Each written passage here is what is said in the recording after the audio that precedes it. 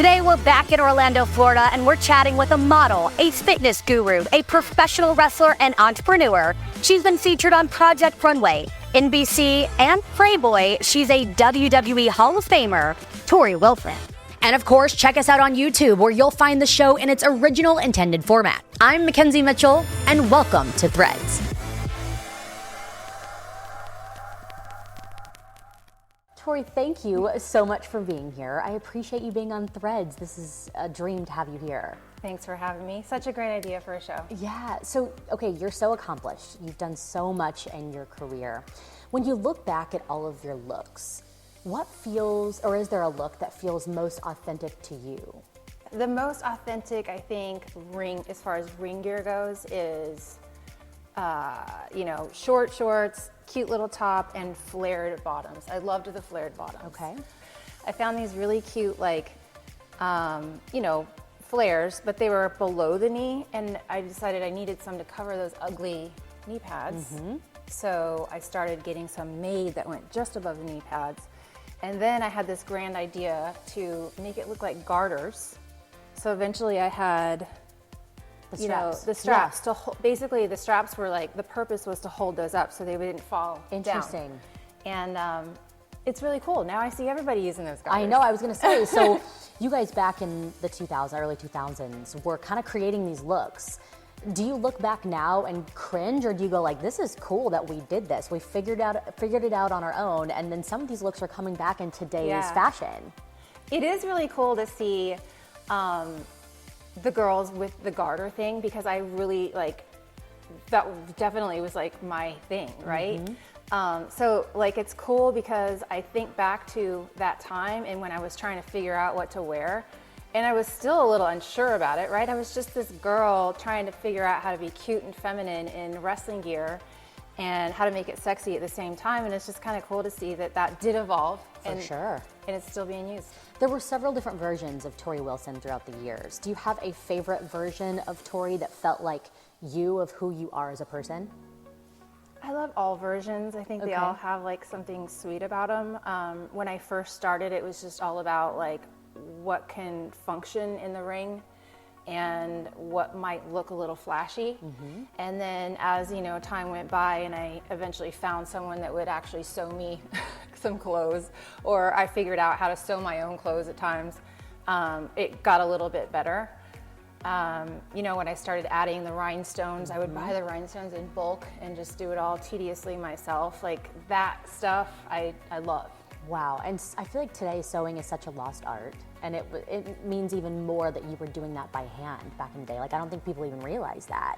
No, I mean, I was no Bianca Belair when it comes to sewing, but it was fun to at least try. Totally. When I think about a look that I just love, this right here, I just love bright colors. Mm-hmm. This neon outfit, this was one of the first outfits that I got that had the flared boots. See, still dirty. Oh my goodness. Had these big flares. These are what you were talking about with the flares. And I bought this in hot pink also and repurposed. I wore this a lot. So where did you get your inspiration back in the day? I know you said that you were going and kind of finding and making something out of what you had, but where did you get your inspiration? Because it was a whole new era that you had nothing to really go off of. Yeah, it was really just all about me thinking about, okay, what is going to make an impact in this small ring with all these people around. You want the people in the rafters to see you.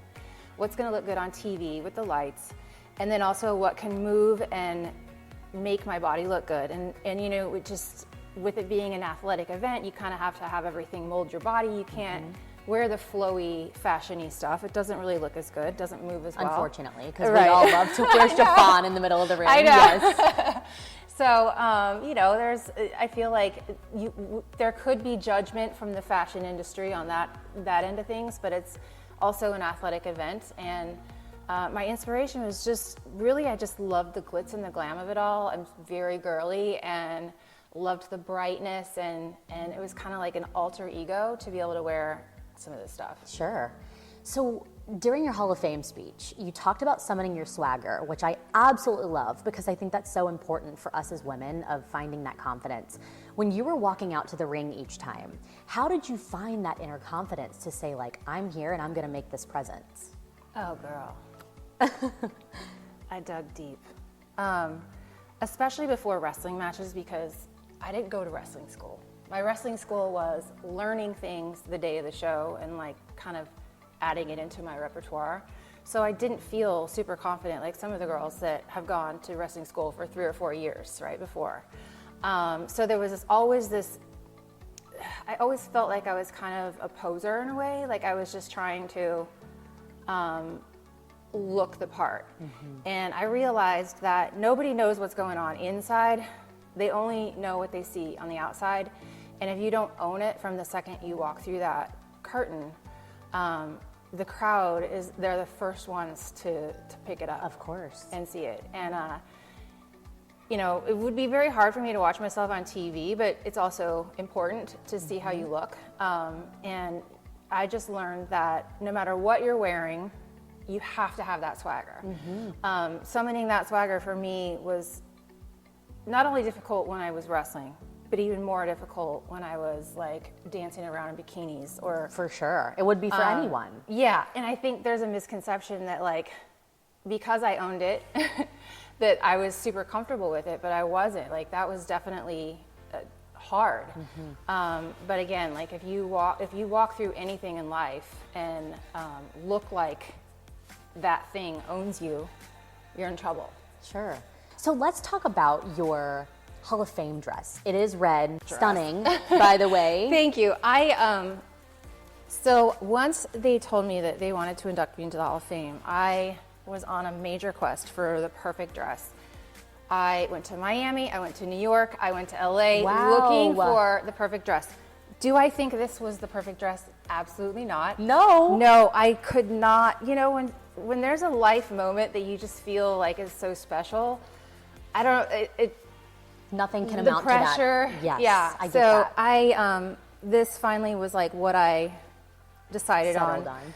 I can tell you that for probably 2 years after that, whenever I saw a cute dress somewhere, I'd be like, oh, that would have been so good for the Hall of Fame. Like, isn't that how that works, though, right? It's like Christmas shopping. You're like, this is perfect for my mom. This is perfect for my aunt or whatever. Yeah. And then it's when you're looking for something, sometimes you can't find it. Absolutely. Actually, the day of Hall of Fame was so crazy for me because my dad had just died like 3 days before that. And I was actually in New York for WrestleMania week when I got the call. And he wasn't going to come anyways. But so I had so much going on internally and I was just trying to process that, and at the same time, all I was thinking about was my speech.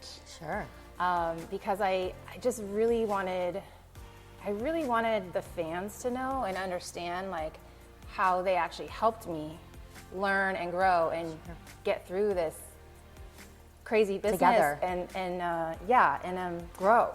Well, let's go back and look at some of your other gear from years past. Yeah. So let's start, since it's right there, the red of the Evolution gear. I am obsessed with this. If I had a set of gear, I feel like I would want it to be this. Yes, this would be so cute. The stars, the fringe, like tell me about this set of gear for you. Okay, so when they called me to do Evolution, I was living in LA and, you know, I hadn't thought about ring gear in a very long time. Of course.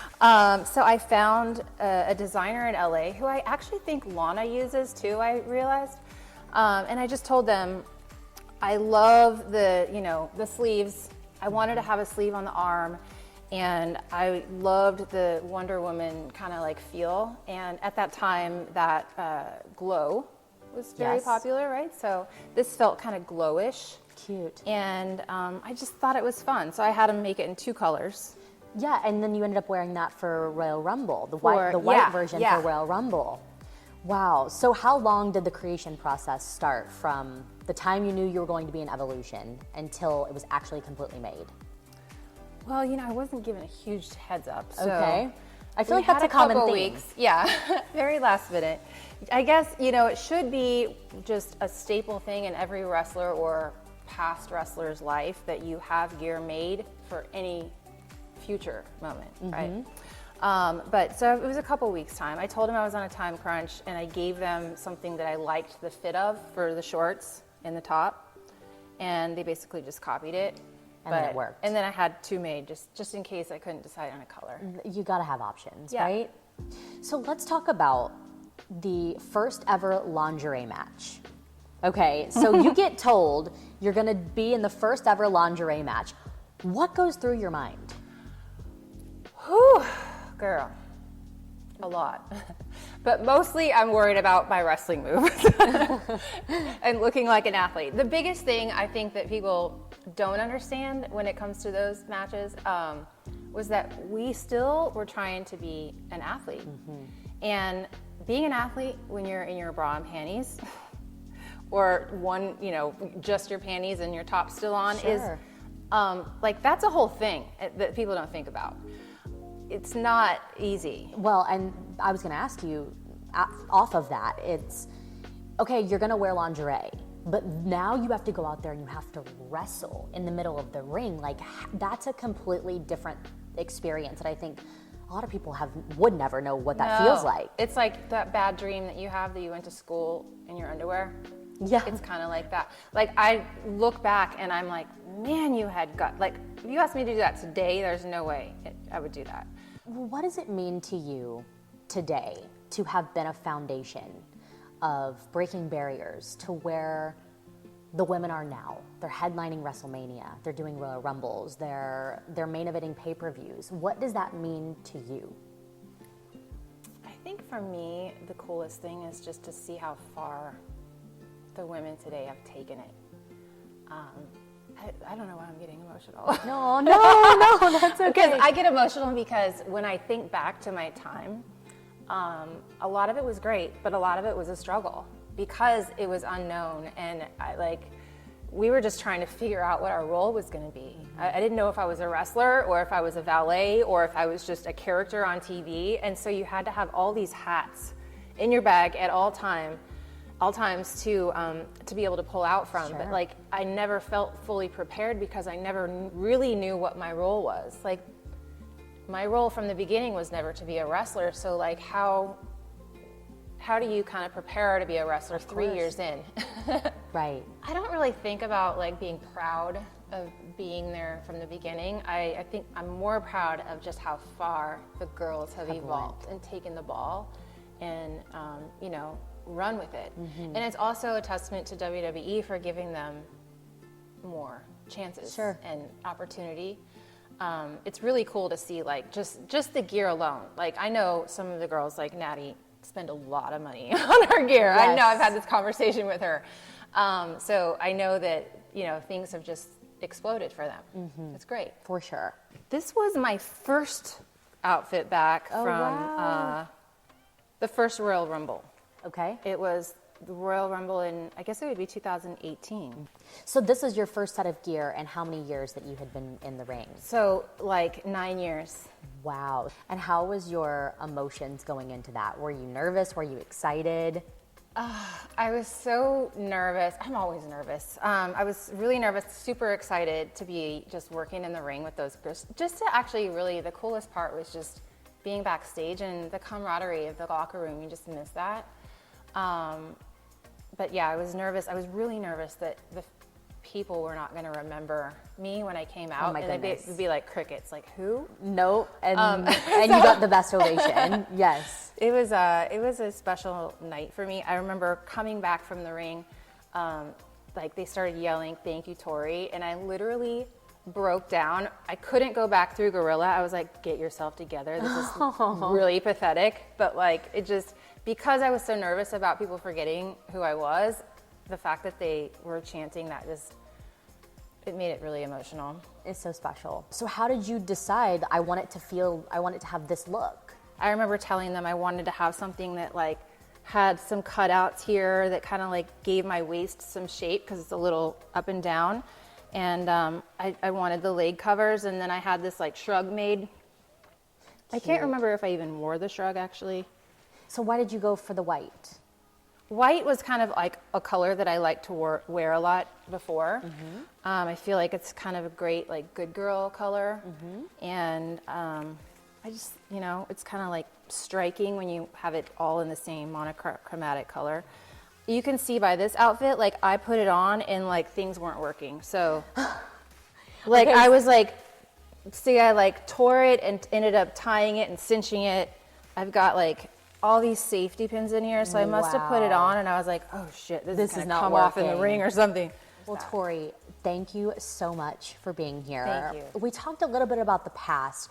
What's going on in the future for you? Like, what are you up to now? You know, I'm so curious about a lot of things. I've had multiple businesses since I've left the WWE, and right now I just feel like this year is my year to have zero pressure on myself and just discover what my next passion is going to be. That's my next great. thing. Sometimes you need that. You need that time. with no guilt. Yes, exactly. Well, thanks again. I appreciate you so much. Thank you.